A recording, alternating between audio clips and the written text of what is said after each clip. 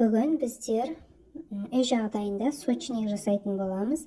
Алдымен ұнымызға шай қасықпен ас содасын немесе разрыхитель саламыз. Және бөлме температурасында еріп тұрған сары майымызды ұнға қосып, корочка дайындап, осылай араластырып аламыз. Дәміне қарай міндетті түрде ванилин саламыз. Аздап көз мөлшермен немесе шай қасықтың ұшымен, және бір шымшым тұз саламыз. Одан кейін секерімізді және бір жұмыртқаны және өлшеніп тұрған қаймағымызды қосып, тестіні бір қалыпты болғанша әбден илеп аламыз. Қолымызбен илеп болып, тесті жұмсақ, қолға жабыспайтын күйде дайын болады. Тоңазытқа жарты сағатқа қойып аламыз. Енді ортасына салатын салмамызды дайындаймыз.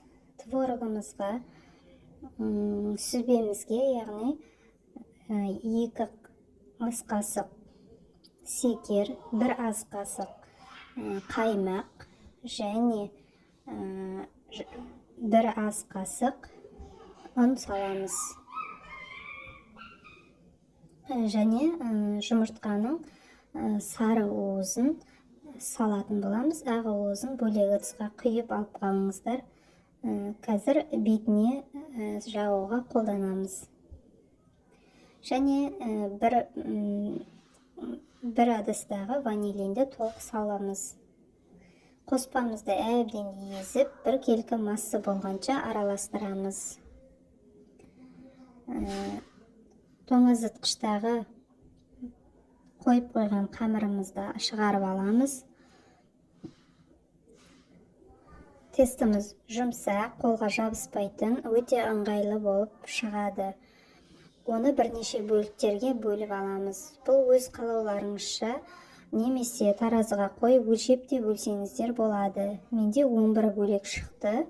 10 немесе 10-11 бөлек шығатын болады. Осы жаңағы құраммен жасалған тестадан 10-11 бөлшек шығады.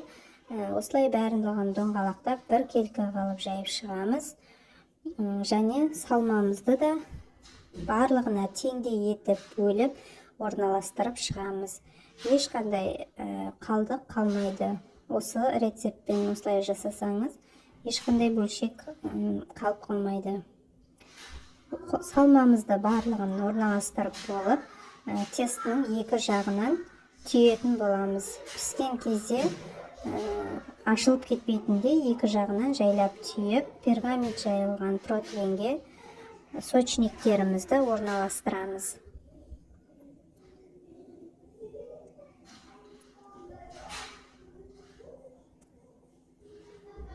Дайын сочниктеріміздің бетіне қалған жұмыртқамызды барлығына біркелкі етіп жағып шығамыз. Өз қалауыңызша сахар ұнтағында сепсеңіз болады.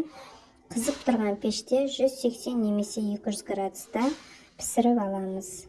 Сочнигіміз сарғайып, қызарып піскеннен кейін суытып, ыдысқа салып қолданамыз. Міндетті түрде жасап көріңіздер, өте дәмді ас болсын.